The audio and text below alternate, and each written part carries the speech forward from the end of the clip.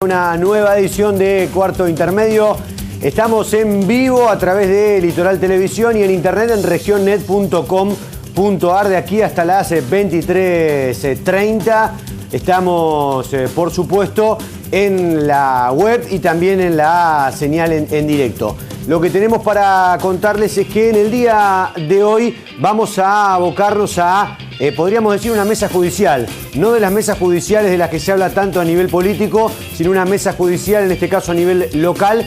Y es algo de lo que queremos, de alguna manera, tener una vez al mes acá en Cuarto Intermedio para abordar casos en particular, casos judiciales en particular, o temáticas más desde lo macro, como el tema que vamos a abordar esta noche, la famosa puerta giratoria. De eso vamos a hablar. ¿Existe? ¿No existe como tal? ¿Hay una construcción simbólica de la misma? ¿Cuánto tienen que ver los medios de comunicación en ella?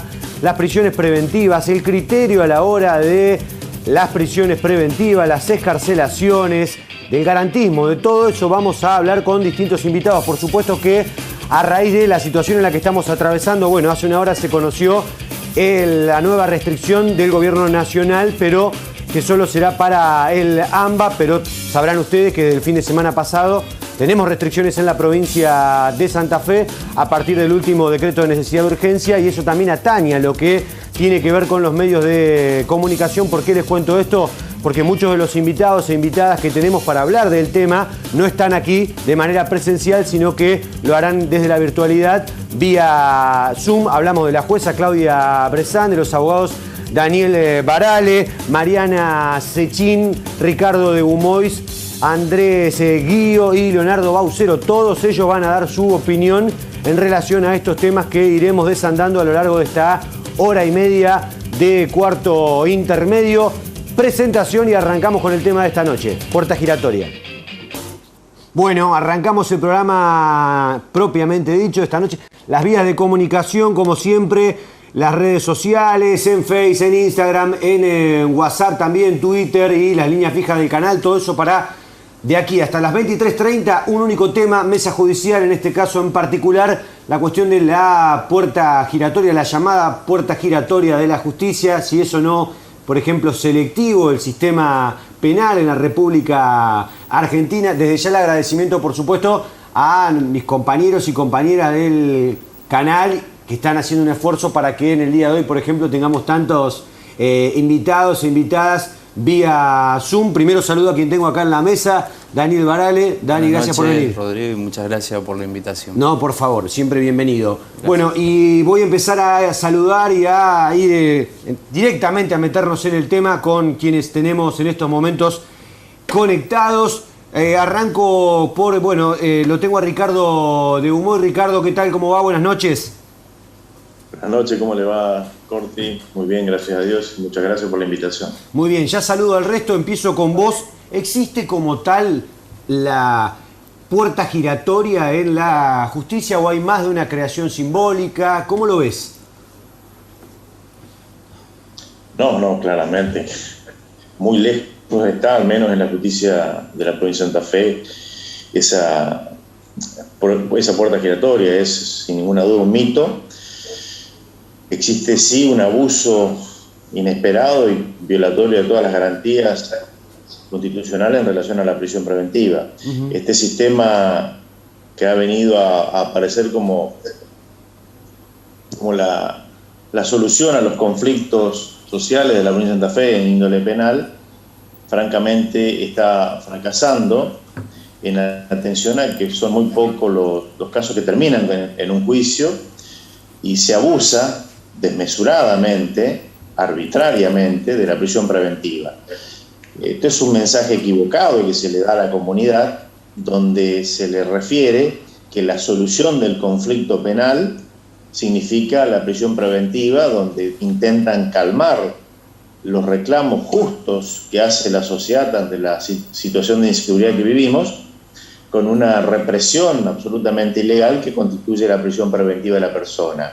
Este sistema se hizo para respetar las garantías en cuanto a un juicio rápido, eficiente y que se sienta recompensada a la sociedad para que el infractor a la ley penal en forma inmediata tenga la sanción adecuada.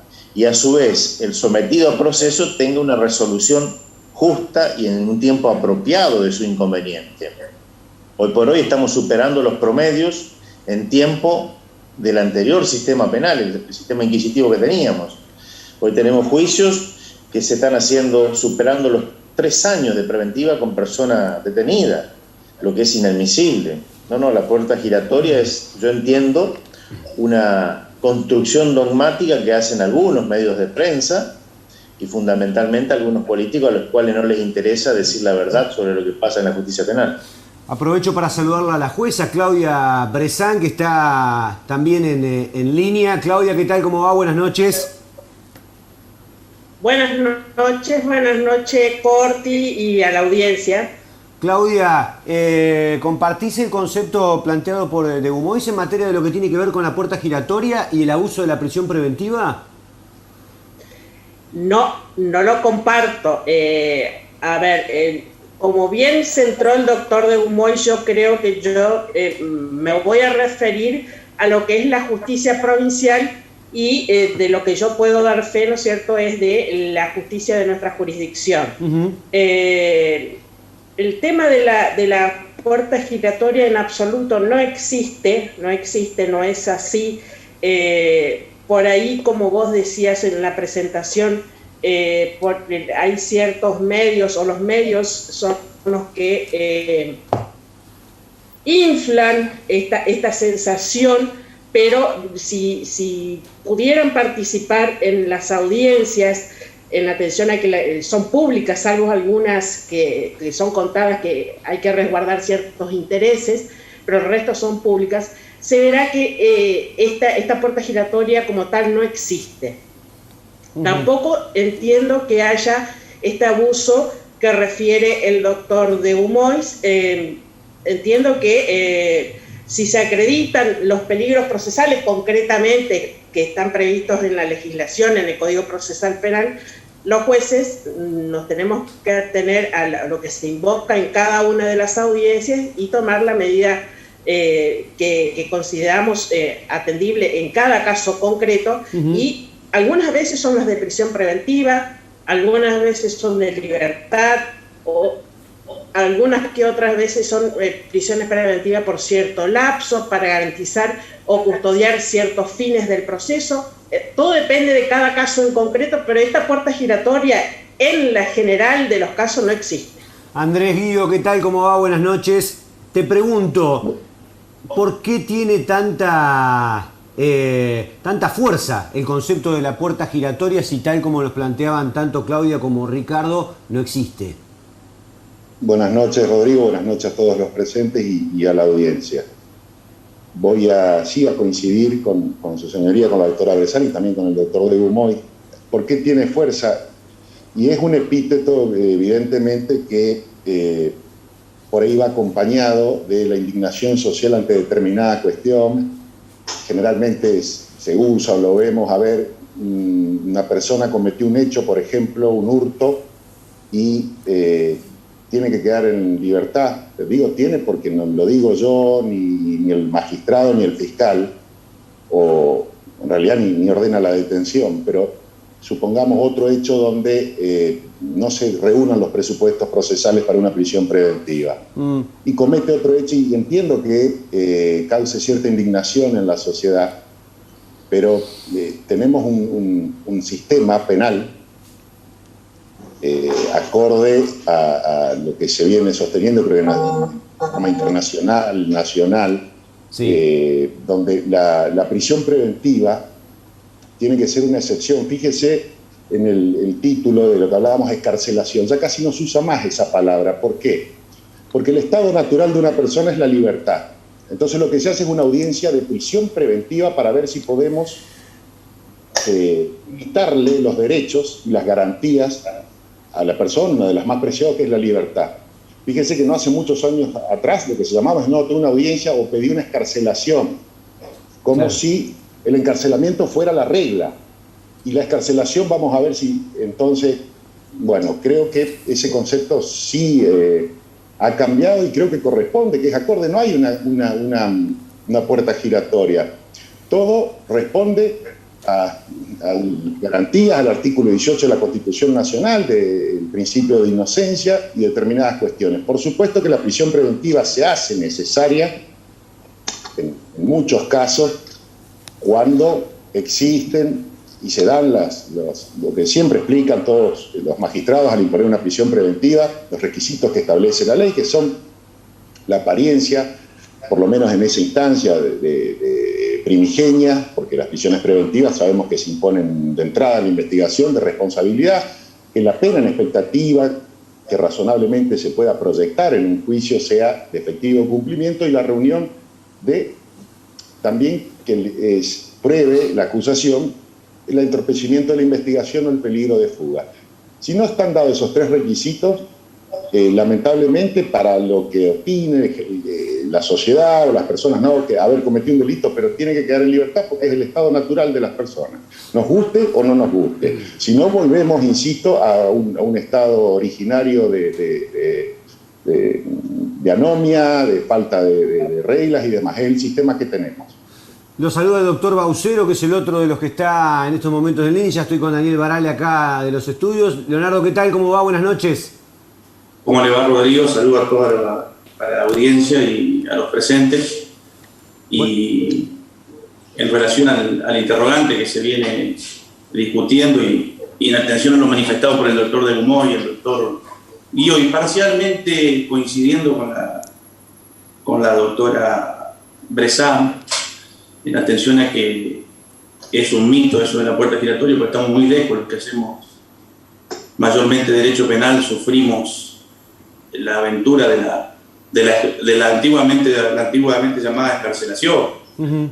Actualmente los defensores penales estamos muy castigados en cuanto a nuestras labores, habida cuenta de que lograr una excarcelación procedente deviene en una aventura jurídica.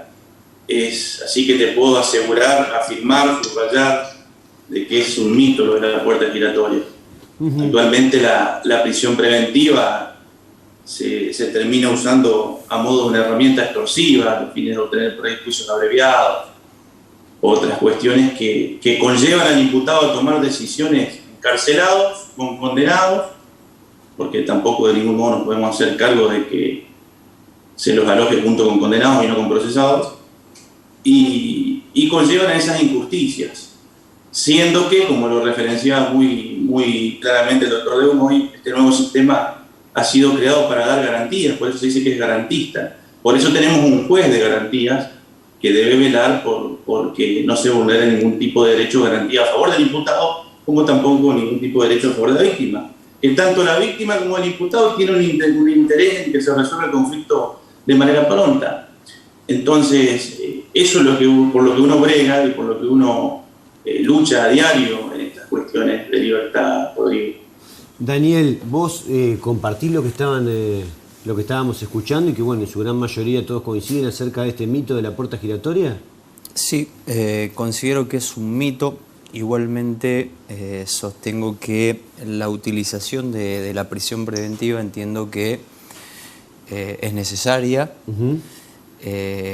Siempre que se la use de manera razonable. Claro, y este es el tema. Y depende de nosotros, de los operadores, tanto los abogados defensores como los abogados querellantes, cuando les toca estar en esa posición que a veces nos ha tocado, nos suele tocar, y lo mismo por parte de los jueces, es tener cierta coherencia, cierta razonabilidad, ciertos criterios objetivos para realmente interpretar si una persona merece o no estar privada de su libertad. ¿Qué quiero decir con esto?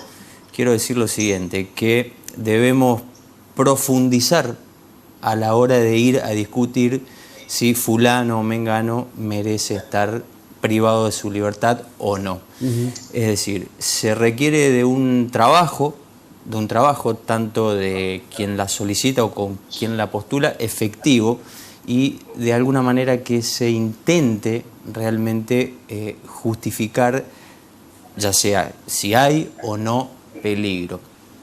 Cuando se torna innecesaria y estamos privando a una persona de libertad, estamos generando un daño a la persona, un daño a la comunidad, un daño a la sociedad, un daño a todo en general. Hay daños que inclusive no se ven, solamente los percibe la persona que está privada de libertad, pero no es así. Hay personas que ocupan lugares que ni siquiera están preparados, o sea, innecesariamente.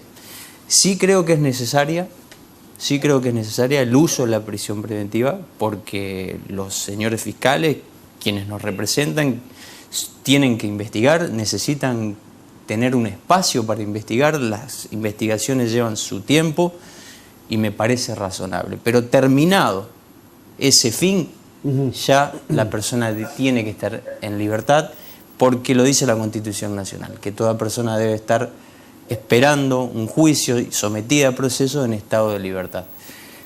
Vuelvo a insistir, cuando se excede ese límite y se pierde esa razonabilidad, ese criterio, ya la prisión preventiva queda totalmente desnaturalizada y no hace más que provocar daño. No solo a la persona que está privada de libertad, sino a las demás funciones.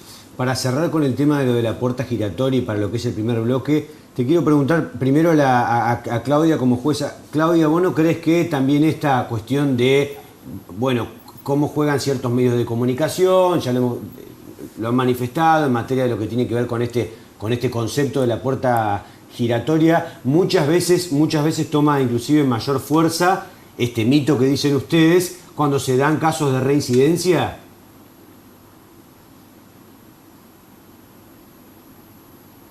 No sé si me está escuchando, Claudia.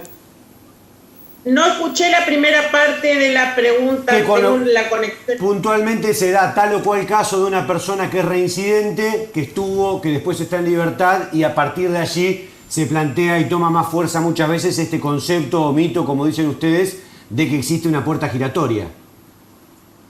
Sí, probablemente en ese caso o en esas situaciones pueda generarse, ¿no es cierto?, esta sensación de puerta giratoria. Pero concretamente en esas situaciones me ha tocado a mí casos particulares, ¿no es cierto?, de que personas que han sido no reincidentes, sino que son habituales en el delito. Una cosa es la reincidencia y otra es la habitualidad en el delito. Cuando son habituales en el delito, pero no hay una condena y no existe o no se justifica un peligro procesal concreto, nosotros como magistrados estamos vedados de imponer una prisión preventiva. ¿Por qué? Porque no se dan los requisitos que establece la ley. En ese caso, entonces, debe de otorgarse la libertad a la persona, al imputado. Otros casos en que sí hay habitualidad y donde sí se acredita, ¿no es cierto?, que existen extremos que están en peligro, como ser custodiar o proteger a la víctima, en esto de los criterios que tiene el Código Procesal Penal respecto para interpretar lo que es la peligrosidad procesal. En esos casos, obviamente, sí se impone la prisión preventiva. Ricardo. Sí, yo creo que está tergiversado en algunas circunstancias, estimo que con algún interés, y en otras cuestiones, en la gran mayoría de la gente, es un desconocimiento, porque se inculpa, cuando se habla de puerta giratoria de la justicia, automáticamente dicen los jueces. Sí. Y la gente debe conocer que en realidad nosotros tenemos un sistema penal donde tenemos un juez de garantía, y cuando el que debe peticionar una medida cautelar debe acreditarle al magistrado que se cumplimentan los extremos necesarios, como lo explicaba la doctora Bressan, para que esa persona quede caucionada. Entonces, esas circunstancias hacen que muchas veces la sociedad le ponga un saco que no le corresponde a los magistrados, porque se le echan culpas ajenas, siendo fulanito entró ayer a robar una garrafa y la semana pasada había robado una batería y la semana anterior había entrado a robar un tendal. Sí. Y como sintética y magistralmente lo explicó la otra vez antes, eso está hablando de contemporaneidad y habitualidad en el delito, pero no está hablando de reincidencia. Y en todo caso, el que lleva la acción pública debe demostrarle al magistrado que existen elementos o riesgos procesales para que quede en preventiva. No acreditado eso, el juez tiene la obligación legal de disponer la libertad, porque como lo dijo Andrés, el estado natural de la persona es la libertad. Le estás planteando una crítica lamentablemente, a los fiscales. Los medios de prensa le echan muchísimas veces culpa a la justicia o al magistrado. Yo he escuchado decir a algún periodista decir, hay jueces buenitos. No, hay jueces que cumplen la ley, nada más. No hay jueces buenitos ni malos. Los jueces cumplen con la ley. Le corresponde a quien lleva la acción pública adelante acreditarle los extremos para que esa persona que considera la sociedad o el medio de prensa no esté detenido. Y obviamente que si no se lo acreditan, el juez tiene la obligación constitucional de ponerlo en libertad. ¿Me entienden? Sí. Andrés, ¿qué pasa? Vos compartís esta crítica que entiendo hace el doctor de Gumois a la parte acusatoria, a los fiscales. Sí, sin personalizar bajo ningún punto de vista, porque que debe ocurrir en sí, y también en los medios de comunicación. Sí. Bien, pero sí, creo que hay casos específicos donde la acusación pública pide una prisión preventiva olvidando cuál es la finalidad. Y ahí es donde empieza un poco la confusión y demás. Ya lo explicaron bien y demás, pero para que la gente entienda. La finalidad de la prisión preventiva es accesoria, es instrumental. Pero de esta manera, perdón Andrés, bueno, de esta manera, y ya voy con Leonardo y con Daniel y meto la primera pausa, de esta manera no se le carga todas las tintas a los fiscales y de alguna manera los fiscales son responsables absolutamente de todo lo que termine decidiendo un juez. No, a ver, el juez es absolutamente independiente para decidir y demás.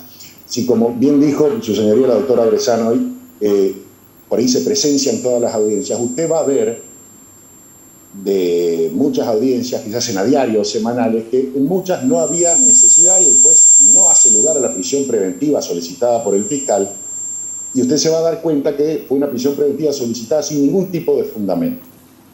Eso amén de crear un concepto erróneo en la sociedad, la puerta giratoria, el juez le dio la libertad. No, el juez no permitió que se viole una garantía elemental que es la libertad. Creo que ahí está la confusión. Claro, lo que pasa es que muchas veces el enfoque se plantea a la inversa.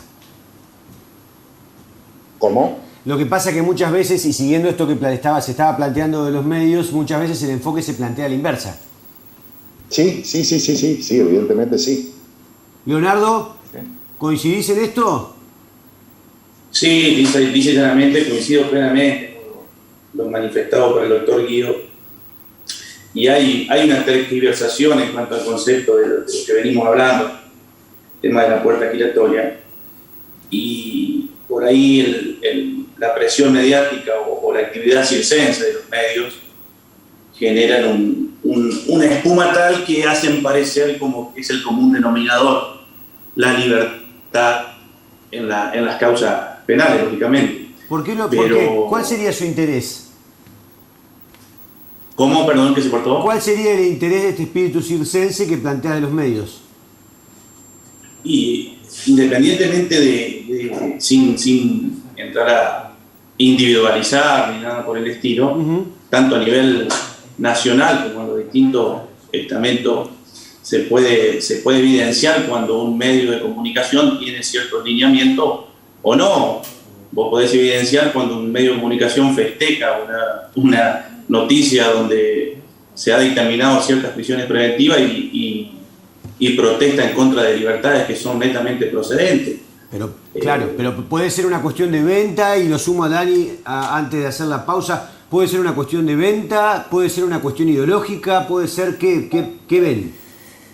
Yo lo que he advertido es que ha sucedido que yo he involucrado en una causa y en los medios de publicación se informaba totalmente algo distinto, y esa información que estaba puesta en circulación en la calle, por decirlo de alguna manera, hacía afectar a la causa y no surgía nada de la causa. Por ejemplo, recuerdo una causa cuando se decía que era docente y no lo era.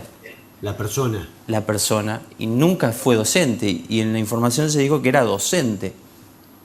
Pero eso de un error, digamos. Y sí, de un error, pero... no, que no lo estoy justificando, pero digo, de un error. De un error, pero la sociedad escucha que era docente, y salen a hablar de tal persona que era docente, y nadie sabe que no era docente. Y ahí vamos a entrar en otro tema de que ya te ocasionó un daño diciéndote cosas que bueno, ni siquiera lo era. Y después se puede sumar otro diciendo, ¿viste cómo son los docentes?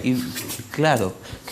Y uno a veces no puede opinar si no lee el expediente y no se involucra en lo que está en el expediente.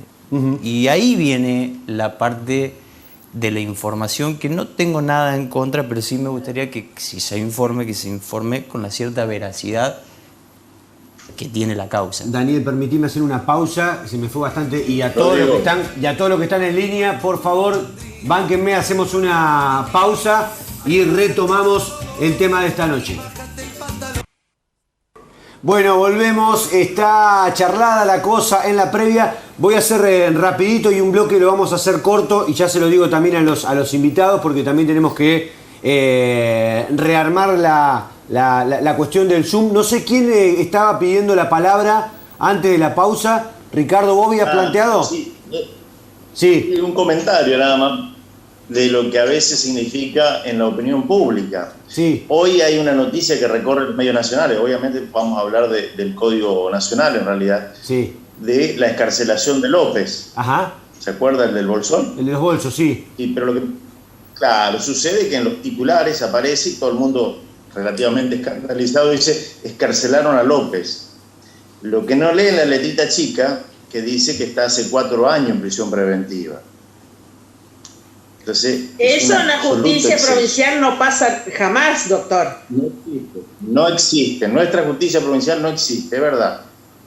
Entonces, eso también sería conveniente que los medios lo divulguen y lo sostengan. La provincia de Santa Fe, en este momento, está siendo punta de lanza en lo que significa un sistema acusatorio con raigambre y defensa de los derechos constitucionales. Entonces, tildar de puerta giratoria, tildar de ineficaz a la justicia, no nos hace bien, porque realmente no es cierto. A veces la mala información que produce que el público se transforme en irascible, pensando, qué barbaridad lo que está sucediendo, y no terminan de conocer las consecuencias o la totalidad de la información. Porque ahí también se juega otra cosa, ¿no? Y le pregunto a Andrés, bueno, a todos en realidad, esto y la justicia no es la misma para todos. Y López es un hombre ligado al poder, es ligado al kirchnerismo, y se juegan un montón de cuestiones, ¿no? Sí, claro. Yo, opinando acá en Reconquista, la justicia nos ha demostrado sobradamente que mida todo con la misma vara. ¿Seguro? Tenemos antecedentes y tenemos pruebas acreditadas. ¿Andrés? Sí, opino exactamente lo mismo. Voy a hablar de la justicia local, no conozco porque sería ya hablar de algo que no sé, pero acá localmente la venda de la justicia, en esa representación de la imagen de la justicia que todos vemos con la venda en los ojos, con la espada y con la balanza, quiere decir que no mira a las personas sino los hechos. Creo que aquí todos los magistrados, tanto de primera como de segunda instancia, estoy hablando de la Cámara Penal, no hay ninguna cuestión que decir en cuanto a eso. No hay privilegios, no hay personas con poder o sin poder, pero como decía Ricardo, tenemos sobradas muestras de resultados de juicio ya en eso. Usted va a ver que una persona absolutamente sin recursos, con un delito que podría decir que una pena en expectativa importante, logró una excarcelación con la defensa pública. Pero Andrés, ¿cualquiera puede lograr acceder a la misma defensa? Con distintos bolsillos, con distintos contactos, con distintas llegadas al poder. ¿Cualquiera logra la misma defensa? A ver, en primer lugar tengo que destacar el servicio público de la defensa penal, la calidad de los colegas, tanto los que estuvieron antes, la doctora Zenoy es magistrada, por ejemplo, la doctora Pierini, el doctor Esteves es magistrado, el doctor Toñolo y la doctora Noel Severo tienen una calidad, una autoridad intelectual grandísima y profesional también. Yo creo que ahí, Rodrigo, voy a decir la misma defensa. La defensa es siempre la misma, pueden cambiar las estrategias o no, los hechos son siempre los mismos. Está la habilidad del fiscal de tratar de probarlos y del defensor de intentar que no lo acredite, o si el hecho no ocurrió, o si hace alguna aseveración, una afirmación que lo deslinde de responsabilidad, también de probarlo. Pero no creo que haya una diferencia hoy en día en eso. Estoy hablando del nuevo sistema acusatorio. Antes, evidentemente, sí había un solo defensor para toda la región, con un proceso escrito, con expedientes que le llegaban abarrotados en un solo día, tenía que hacer 10, 12 defensas, y sí, calculo que no habrá sido lo mismo, ¿me entiende? Pero hoy, sinceramente, creo que sí, que todas las personas tienen un derecho y acceso a una defensa de igual calidad. Leonardo, ¿me vas a decir también que la justicia es ciega? Ya, en lo que refería el doctor Guido voy a coincidir. Es la realidad. Dani, ahí vamos a retomar. Daniel, antes de hacer la pausa, ¿por qué es tan complicado? Me imagino que a ustedes como operadores del derecho, sentarse frente a la sociedad y convencerlas de que la justicia es ciega. Porque me imagino que no es sencillo. No me gusta hablar de si la justicia... ¿De la ceguera? Sí, no, sí, la verdad que no. Cámbiale el eufemismo si quieres. Yo pienso que el derecho tiene una trilogía. Sí. Entre lo que es la norma, entre lo que es la realidad social y lo que es la justicia. Y a veces esas tres cosas no van de la mano. Uh-huh. ¿Por qué? Porque muchas veces la realidad social nos habla de una cosa y la norma de otra, a veces no van al mismo ritmo, y esa diferenciación hace que a veces exista lo que se llama la justicia o la injusticia. Esto no lo digo yo, lo dicen los doctrinarios, Goldsmith lo decía, y parte de esa idea, de la trilogía del derecho, entre la norma, la realidad social y la justicia. Hacemos una pausa, la segunda, y ya retomamos, por supuesto. Hay más abogados, está Mariana Sechín, como les dije. Daniel, gracias por venir. Gracias, muy amable por la invitación. Muy amable, tenemos que ir rotando también acá en estudio, a partir de lo que tiene que ver con los protocolos y de COVID, y tenemos, por supuesto, a Claudia Bressan, Andrés Guío, Leonardo Baucero y Ricardo Gumoy, que siguen en línea. Hacemos una pausa. Muy bien, estamos de vuelta haciendo este cuarto intermedio, ya lo saben, hasta las 23:30, distintos invitados. Ahora tenemos a Mariana Sechín acá, que está también en los estudios. Mariana, gracias por venir. Hola, buenas noches a toda la audiencia. Bueno, te hago una pregunta. Ahí tenemos mensajes que ahora los voy a compartir también con todos los invitados que están aquí y en la virtualidad. ¿Qué es lo que más te ha llamado la atención en este tiempo como abogada en cuanto al criterio y la utilización de la prisión preventiva? La verdad es que llevo apenas 1 año y medio, casi 2 en la profesión. Uh-huh. Tuve la posibilidad de estar de 2 lados, de parte de la Fiscalía, trabajando como asistente, y ahora, bueno, de parte de la defensa. ¿Qué es lo que más me ha llamado la atención en la prisión preventiva? La verdad, los requisitos, sobre todo, que es lo que establece el código que se deben dar, pero sobre todo en la prórroga de la prisión preventiva es lo que más me llama la atención, porque por lo general se suele referir y reforzar sobre el entorpecimiento probatorio, y antes de que finalice la prisión preventiva, por ahí se suele pactar un plazo, 60 días, 90 días dice el código, pero por ahí por cuestiones entre partes se pueden poner de acuerdo y lo bajan a 60, 45 días. Sí. Llegada a esa fecha o antes de que se cumplimente esa fecha, el fiscal lo que suele hacer es pedir la prórroga de la prisión preventiva, y ahí es donde yo salgo como espantada en este año y medio. ¿Por qué? Porque se invoca entorpecimiento probatorio, y yo lo que más hago es seguir los expedientes, estar detrás de los expedientes, Y durante este tiempo que se le pide al juez, bueno, estará la doctora Bressan ahí para no dejarme mentir, que se le pide al juez es para investigar. Y uno cuando va a la audiencia se encuentra con que el legajo ha quedado parado, literalmente paralizado, y se vuelve a invocar justamente esta cuestión de entorpecimiento probatorio en una investigación que ha quedado parada. Entonces eso es lo que más me asombra, lo que más me asusta, porque visito a los detenidos, sé en qué calidad están, mucho más en la celaduría de Reconquista, y entonces eso es lo que me espanta. Claro, mientras tanto la persona está exactamente, presa. Porque mientras tanto tenemos a una persona 60, 90 días o incluso sin plazo con una investigación literalmente paralizada. Eso es lo que más me horroriza en mi corta trayectoria. Claudia, bueno, te lo sumo a todos. Tiro algunos mensajes acá. Esto en relación a lo que estábamos hablando. Dice Rodrigo, para mí está mal lo que dicen con respecto a la preventiva. Tendría que quedar preso hasta que se realice el juicio, porque se hizo daño a la víctima y la víctima sufre, sufre la familia de la víctima. Se hizo delito, que quede preso hasta que le den la sentencia.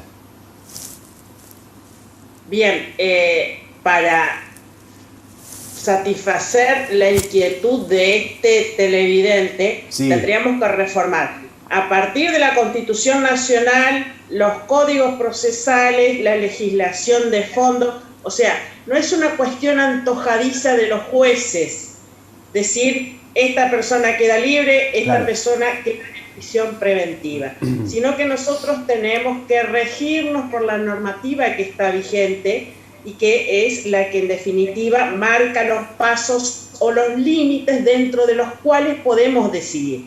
No es una cuestión antojadiza. Y este reclamo, si efectivamente el televidente lo quiere de esta manera, lo tiene que hacer a los legisladores, no a los operadores del sistema. Ricardo. Sí, me parece obviamente un pensamiento claramente muy ajeno a un Estado de Derecho. Yo le preguntaría a este televidente qué hacemos con esa persona que él quiere tener encarcelado esperando el juicio, si cuando se realiza el juicio se descubre y después llega a la conclusión que es inocente. Claro. ¿No crees que se parte ya desde la base? ¿No crees que se parte ya? Perdóname, Ricardo, ¿no crees que se parte ya desde la base que la persona que está acusada ya es culpable? Entonces desde ese lugar se piensa en que la víctima sufrió, por supuesto, por ese delito, y el delincuente o el victimario no lo está haciendo. Claro, lo que sucede es que hay un error de concepto en la Constitución Nacional, que es la base jurídica por la cual se constituye una república, establece un principio de inocencia. Como lo ha plasmado la doctora, tendríamos que partir primigeniamente con directamente derogar la Constitución, ni siquiera una reforma. O sea, esto es realmente me sorprende el requerimiento, porque nadie puede dudar del dolor que puede sentir una víctima en cualquiera de las especies de delitos que se pueden incurrir, desde los delitos contra las personas hasta los delitos patrimoniales. Pero claro está que debemos convivir en un Estado de Derecho. El Estado de Derecho, uno de los pilares fundamentales, es el principio de inocencia. Ya hemos tenido pruebas y experiencias lamentables, no solamente en la Argentina, sino en el mundo, de los estados totalitarios, donde se vedaban los derechos individuales. Si hay alguien que quisiese volver a esa forma de vida, claramente nosotros, o al menos yo, no la comparto. Andrés, esto guarda relación también con la fuerza que tiene en parte de la sociedad y también en parte de la clase política a la hora de el pedido de mano dura. Sí, seguramente, sí.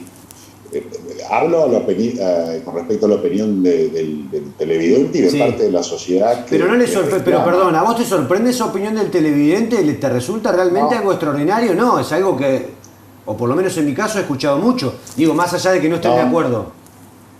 Claro, no estoy de acuerdo, pero no me sorprende, pero creo que se parte de un concepto donde se confunden las cuestiones y volvemos un poco a lo que decíamos hoy. La finalidad de la prisión preventiva es accesoria, es instrumental. ¿Por qué? Porque la misma legislación procesal que habla para mantener a una persona y privarla de la libertad ya tiene en cuenta que el estado natural de una persona y la garantía reconocida constitucionalmente, pero también receptada por tratados internacionales, es la libertad. Entonces tenemos que entender esa cuestión de que para limitar la libertad, tanto los fiscales y los jueces necesitan que se den esos presupuestos especiales. Es una excepción, la libertad es la regla. Y un poco volviendo a lo que decía la doctora Sechín hoy, que muy bien se refirió a la prórroga, si bien es un tema más específico, pero le voy a hacer un juego de palabras. La prisión preventiva es la excepción, le estoy diciendo, ¿no? Sí. Pues la regla es la libertad. La prórroga también se lo puede ver porque la palabra prórroga ya es una excepción, se puede prorrogar si se dan determinadas cuestiones. Entonces caemos en la confusión, abonando lo que decía la doctora Sechín, por eso le digo un juego de palabras. ¿Qué es la excepción de la excepción? La regla. Claro. Entonces, con ese abuso de pedir prórrogas y demás, estamos transformando la prisión preventiva en regla. Eso es un equívoco desde el punto de vista que se lo mire, pero sí entiendo la pregunta del televidente, porque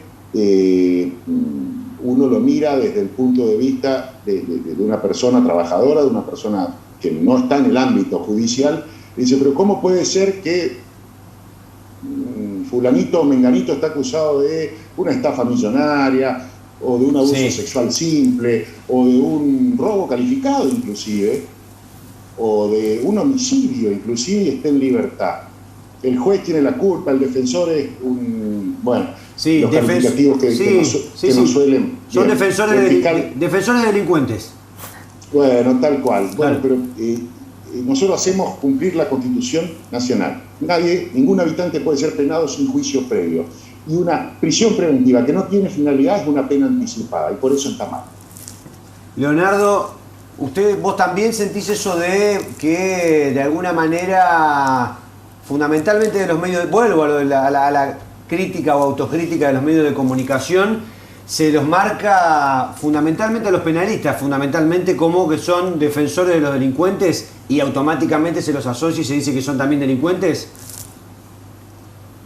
Mirá, Rodrigo, te lo puede decir el doctor de Beaumont, te lo puede decir la misma jueza que ha ejercido el derecho penal antes de ser jueza, te lo puede decir cualquier abogado que haga derecho penal. El derecho penal, y viene un poco también de la mano con una pregunta que me hacías hoy que se cortó la transmisión, el derecho penal, a diferencia de los otros derechos, es un derecho que requiere una labor artesanal, y cada colega le pone su impronta, su picardía o no, su condimento específico. Y por ahí, en ciertas situaciones, ante la impronta de las audiencias orales, por ejemplo, consigue cosas que por ahí generan un cierto rechazo social, sí, máxime cuando los medios de comunicación inflan sobremanera de determinadas situaciones y generan cierto rechazo. Pero de ningún modo puede dirigirse que la labor destacada de cualquiera de los plurales, de cualquiera de los defensores, obtenga cierto resultado, que se vincule o se personalice la cuestión con el abogado defensor. Es totalmente injusto. Sí, fíjate vos, Mariana, acá interesante lo que me plantea, y también se lo paso a podría decir, la mesa virtual que está hoy con nosotros. Dice, muchas veces depende del hecho, porque en el caso y es un caso que se conoció hace muy poquito y es provincial porque fue en Rosario, el caso del conductor de la camioneta que pasó por arriba a dos chicos que circulaban en moto, que concretamente cuento esto, de que fue robado por estas dos personas que circulaban en moto, que lo habían robado, matando a ambos. En ese caso la mayoría de la gente pide que lo dejen en libertad, no quieren que espere el juicio encarcelado. Bien, bueno, en cuanto a eso, yo suelo usar bastante la palabra presunta, ya sea como víctima o como imputado, ¿no?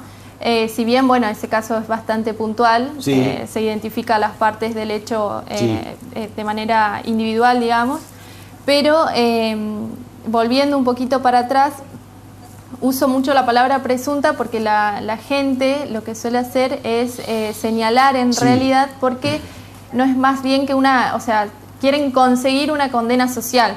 Justamente es lo que a nosotros, los abogados que hacemos penal, nos repercute, porque el clamor de la gente es lo que hace que o nos tengan mal vistos o se condene a una persona antes de poder pasar por un juicio, como decía el doctor Guío. Yo insisto, en la parte de la IPP el hecho se está investigando, entonces es el presunto delincuente y presunta víctima, porque no todas las personas somos víctimas, no son víctimas, perdón. Ricardo, interesante lo que plantea la oyente en este caso en materia y aparte actual, ¿no? Lo que pasó en Rosario. Sí. Mira, yo en los 33 años que llevo ya de actividad, digo que en realidad la gente conoce medianamente el derecho y sabe de los principios constitucionales, y cuando argumenta, dice que se queden presos hasta el juicio, es un poco la morbosidad social. Porque en estos 33 años he atendido a muchos periodistas, funcionarios, gente que opinaba de esa forma, hasta que le toca a ellos estar sentado en el banquillo del acusado. Y ahí sí recuperan la memoria y quieren todas las garantías constitucionales, y ya no sirve la muletilla que terminen todos presos. Ahí sí quiero el artículo 18, ahí quiero todas las garantías que me otorga la Constitución. Yo entiendo que nuestra comunidad está un tanto cansada de esta suerte de desprestigio que hacen a la justicia, pero esto del juicio en libertad es propio de los países civilizados. Lo vemos a diario, y un ejemplo común es la película que vemos por Netflix. En Estados Unidos terminan de aprender a alguien por homicidio, lo llevan a tu juez de garantía, le ponen una fianza y se va a su casa a esperar el juicio en libertad. Y si hay alguien que entendemos que efectivamente intenta hacer cumplir la ley en el mundo, al menos en su país, es Estados Unidos. O sea, son las garantías básicas que tiene que tener una república. Sobre la cuestión que me comentaba de Rosario, haría mal en opinar porque no conozco el caso en concreto, pero la gente siempre aparece intentando defender a quien ellos piensan que son sus víctimas. Sí, porque está muy en juego la cuestión también de la justicia por mano propia. La justicia que no llega, entonces la justicio yo.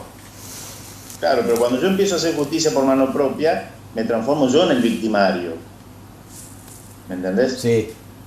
Bueno, y ahí está la cuestión, Claudia. Vos estabas asintiendo lo que planteaba recién de Humois. Ahora, ¿qué pasa con quienes de alguna manera argumentan esto? De que mucho de lo que sucede también sucede porque tenemos una justicia lenta. Bien, en este nuevo periodo que surgió después del 2014, la justicia, entiendo, no se la puede, no se le puede poner ese mote de lenta. Sí. Ha sido y es más expedita que la anterior, si bien no es lo deseado, pero estas cuestiones por ahí de tiempo o de duración de los procesos tienen más que ver con una cuestión propia de infraestructura y falta de dotación de personal de parte, o sea, lo que es el Ministerio Público de la Acusación, o cuestiones como estas pero los procesos no son tan largos porque, como bien lo decíamos hoy, en la provincia de Santa Fe no existe en los libros una prisión preventiva por 4 años, jamás, eso no se puede dar. ¿Por qué? Porque los plazos que nos establece el Código Procesal Penal nos obligan a actuar de manera rápida.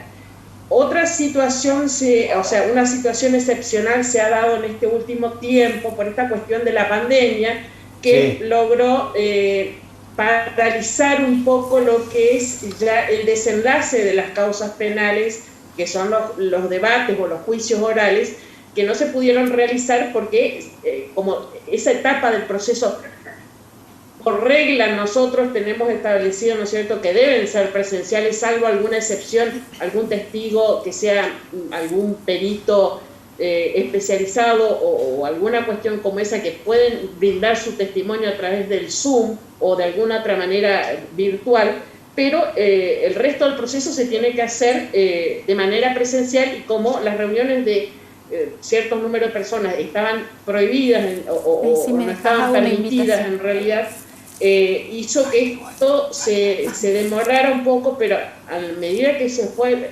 permitiendo la presencialidad, se fue sacando y se va sacando más juicios adelante, y nuevamente ya nos estamos acomodando, ¿no es cierto?, a los tiempos reales del proceso. Leonardo, otra cuestión sí, que quería aclarar también respecto de esta situación, ¿no es cierto?, de abolir todo lo que sea constitución, derechos y demás. No debemos de perder de vista que el derecho es una ciencia y como tal ha venido evolucionando a lo largo de la historia de la humanidad. Y hoy nos encontramos nosotros en la provincia de Santa Fe en los periodos más avanzados de lo que es la evolución del derecho, y como decía el doctor de Humoy, concretamente, ¿no es cierto?, abolir los derechos que reconocen la Constitución y las leyes sería retroceder en el tiempo y volver a épocas inquisitoriales donde, o sea, porque se sospechaba la casa de brujas, por ejemplo. Claro. Y ahí, válgame Dios, ¿no es cierto?, porque por una sospecha eran quemados, ahorcados, o sea, no podemos retroceder en esto. Debemos de seguir avanzando y, en todo caso, reconociéndoles más derechos a la víctima, sin que por ello se deje de lado los derechos que ya tienen y son reconocidos a los imputados, ¿no es cierto? Leonardo, te pregunto... Tenemos que seguir avanzando en esta historia. Perdón, Claudia, le pregunto, Leonardo, bueno, algunos mensajitos y hago una pausa porque si no, no voy a llegar. Bueno, y en base también a lo que decía Claudia, ¿qué pasa con los derechos de las víctimas? Dice, ¿alcanza con la figura de la querella que tiene hoy el nuevo sistema? Efectivamente, Rodrigo, con este nuevo sistema procesal penal, antiguamente existía el actor civil y hoy existe el querellante. Hoy en día el querellante tiene amplia facultad hasta de pedir de medidas cautelares, hasta medidas cautelares privativas de la libertad. E incluso la ley actual prevé que en caso de disconformidad del querellante con una postura del fiscal, pueda disentir de ello y tiene un abanico amplio de posibilidades dentro del proceso penal para proteger ese derecho de la víctima a ese resarcimiento. La víctima o el ofendido, llámese víctima al damnificado directo por el ilícito o el ofendido cuando, por ejemplo, un heredero de un ofendido por un homicidio, por ejemplo, donde ha resultado un muerto, ha caído un muerto y el ofendido sería un hijo. La víctima del ofendido tiene la posibilidad de actuar dentro del proceso penal y se le va a garantizar todos los derechos y garantías que también tiene la víctima a los fines de llevar adelante paralelamente con el señor fiscal de investigación en determinada clase de delitos o exclusivamente sin la participación del fiscal en otra clase de delitos que son los delitos de instancia privada. Entonces, hoy en día ha cobrado un papel preponderante la actuación de la víctima dentro del proceso penal y se le ha dado una notoria participación, inclusive hasta tiene en ciertas cuestiones un amplio poder de decisión. Yo creo que la víctima está muy bien protegida en el nuevo proceso penal. Andrés, voy con uno para vos y después voy con uno acá con Mariana. Dice, bueno, el ciudadano está cansado de vivir con inseguridad, por eso descree la justicia, la gente está cansada de ver que los ladrones, bueno, lo mismo, entran y vuelven a salir de la cárcel y inclusive especializados con un frondoso prontuario. Andrés. Sí, a ver, eso no es más que el fiel reflejo de una carga emocional, de una situación ideológica, social, un concepto social en conjunto, ni siquiera digo que es individual, del cansancio y el hartazgo de la sociedad que vive hoy el país ante un incremento desmesurado de hechos delictivos contra la propiedad y contra la integridad física y contra la vida. Pero precisamente esas opiniones te dan la pauta, como por ejemplo la que decías hoy, Rodrigo, de esto que ocurrió en Rosario, que no conozco bien los pormenores, sí, pero voy a hablar por lo poco que conozco, que está bien, porque se escucha que está bien, hizo justicia por mano propia. La justicia por mano propia, claro.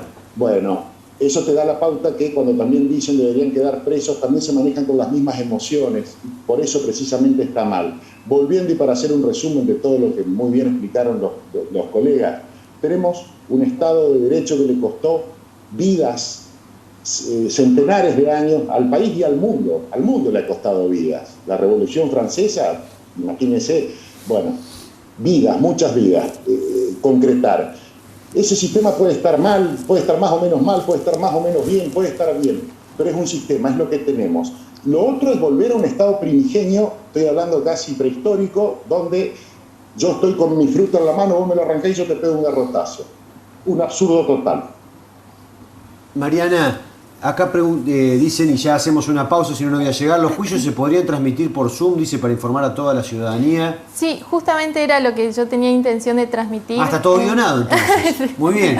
Tenía intenciones de transmitir porque yo salgo de los libros y me estoy encontrando con la realidad. Ajá. Entonces voy con la Constitución debajo del brazo y muchas veces me doy la cabeza contra la pared. Entonces, respondiendo a la pregunta, aprovecho la oportunidad para invitar a todos aquellos alumnos de Derecho que están cursando la carrera, sobre todo aquellos que tienen inclinación en la materia penal, que es una cuestión pasional, para que se puedan poner en contacto conmigo o con alguno de los abogados del estudio del doctor de Dumois, para que podamos enviar los enlaces de Zoom, digamos, para que puedan presenciar las audiencias y ahí puedan empaparse de información, porque la gente lo que suele hacer es consumir lo que los medios suelen vender, ¿está? Y los medios venden muchas veces lo que, según la inclinación que tengan. Entonces yo invito a todos los estudiantes de Derecho, sobre todo aquellos con inclinación en Derecho Penal,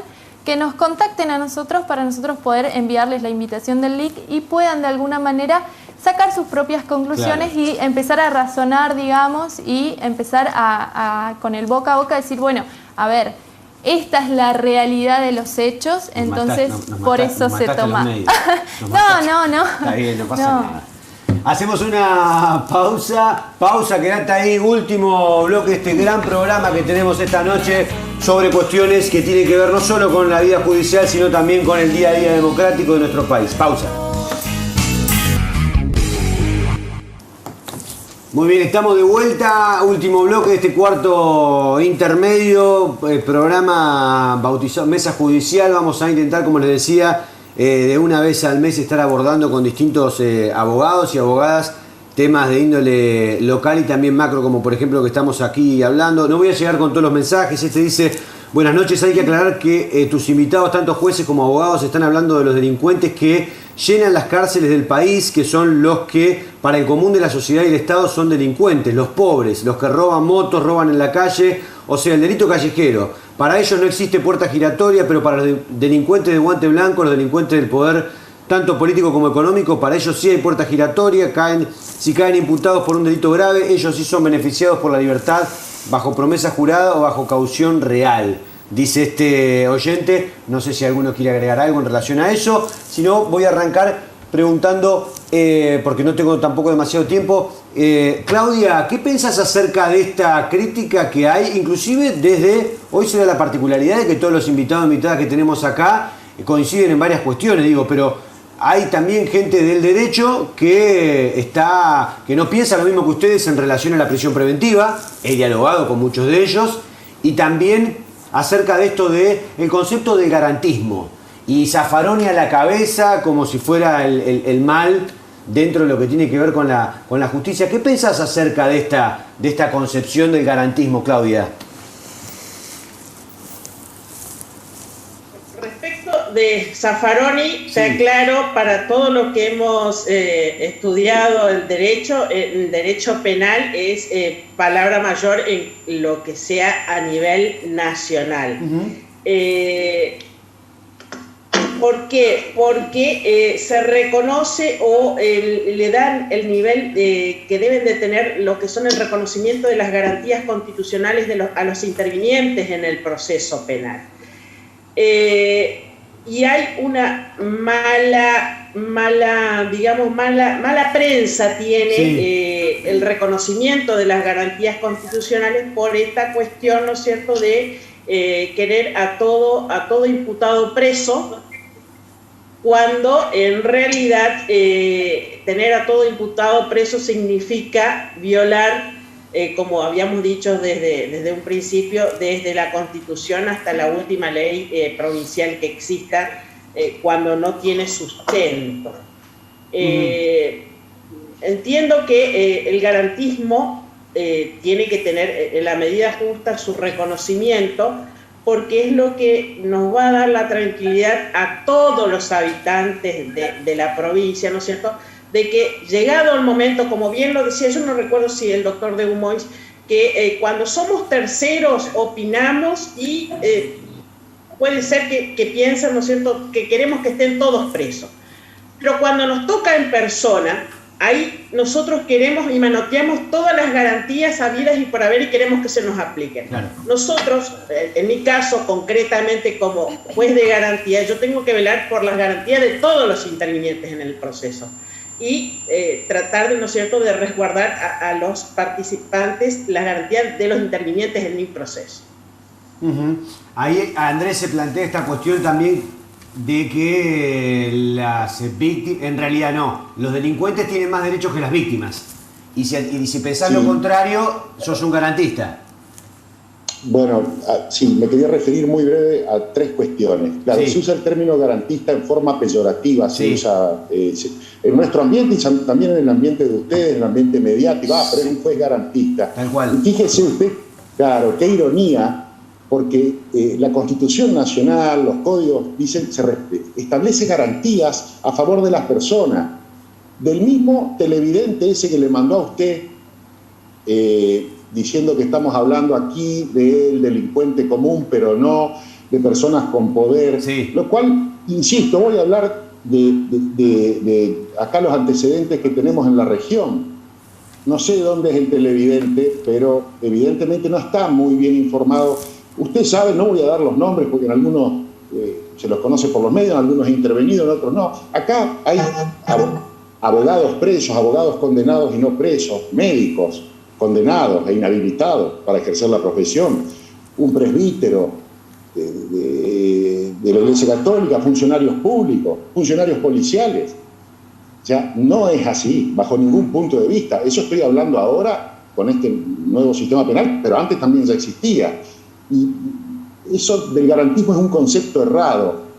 Y eso que decías, Rodrigo, de que has hablado con muchos que no comparten lo que dijimos de la prisión preventiva, no estamos defendiendo a nadie, ninguno de los que están en esta mesa. Es más, creo que fuimos claros en el tema de decir que hay casos donde es sumamente necesaria, lo decía el doctor Baucero, la prisión preventiva. Por supuesto que sí. Si hay riesgo procesal probado de entorpecimiento en la investigación o probatorio, por supuesto que está muy bien, y como defensor, si mi cliente, estoy como defensor y mi cliente intentó entorpecer la investigación, o hay razones serias y verosímiles de que se va a fugar porque tiene antecedentes, porque tiene una doble nacionalidad, porque salió corriendo al lugar del hecho y fue aprendido, directamente hay muchas veces que ni siquiera apelamos las prisiones preventivas. Insisto, el error está en creer que cuando una persona o un juez en realidad le da la libertad o no hace lugar, en realidad, la prisión preventiva que solicita el fiscal, no quiere decir que el juez hace una apreciación sobre, es inocente, mató y lo dejó, el juez lo absolvió. No, simplemente conforme la Constitución Nacional entiende y respeta al juez y dice que no están dados los presupuestos para mantener a esa persona presa. Ricardo, hay una división dentro de lo que tiene que ver, como por lo menos yo veo desde afuera, entre, por ejemplo, estos de quienes plantean, como estoy escuchando ahora, acerca de lo que tiene que ver con el garantismo, y los que plantean directamente el garantismo y el concepto zafaroniano del mismo con esa carga peyorativa. Yo creo que en realidad quien conoce el derecho necesariamente debe ser garantista. Algún día se va a terminar, como bien lo ha dicho la doctora Fresán, esta mala prensa que tiene el doctor Zaffaroni, que si el Lego supiera quién es efectivamente Zaffaroni, y me permito disentir con la doctora Fresán en esta, que no es a nivel nacional. Zaffaroni es un maestro internacional. O sea, a la Argentina en derecho penal se la conoce en muchas partes del mundo, por ejemplo la escuela de Bonn por Zaffaroni. Entonces, el día que conozcamos quién es realmente, nos daríamos cuenta que es imposible hacer derecho sin ser garantista, porque está implícito en esto. Una de las garantías más loables es la publicidad.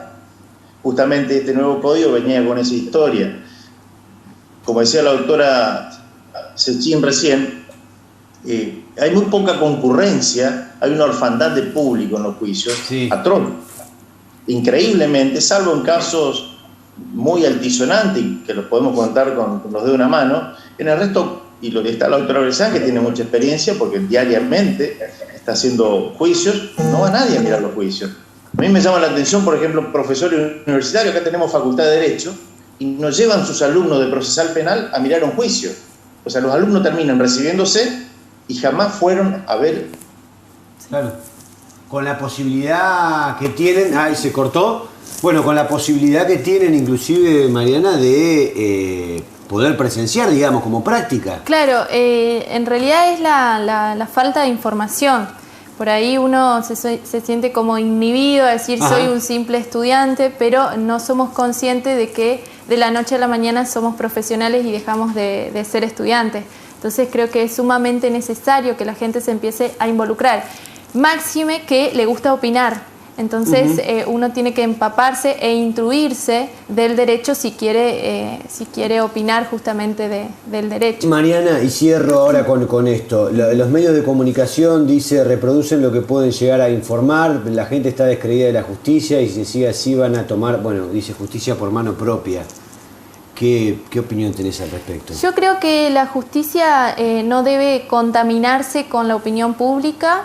Yo creo que cada profesional tiene que ocupar su lugar y le ruego a los jueces, a los fiscales y a las partes del proceso que hagan un trabajo profesional y que dejen de lado el grito social, porque si no entramos como a confundir el rol de cada uno y ahí es donde uno se empieza a tergiversar las cuestiones. Entonces, Mariana, gracias por venir. bueno, muchas gracias a ustedes. Y agradezco también, ahora, bueno, la conexión se ha cortado, pero agradezco públicamente a Ricardo de Gumois, a Andrés Guío, a Leonardo Baucero y a la doctora Claudia Bressan, además de Daniel Barale. Toda esa mesa armamos esta noche y a ustedes muchas gracias, por supuesto, por estar del otro lado y acompañarnos. Perdón, no llegó con los mensajes, calculá que no llegué con el temario que teníamos.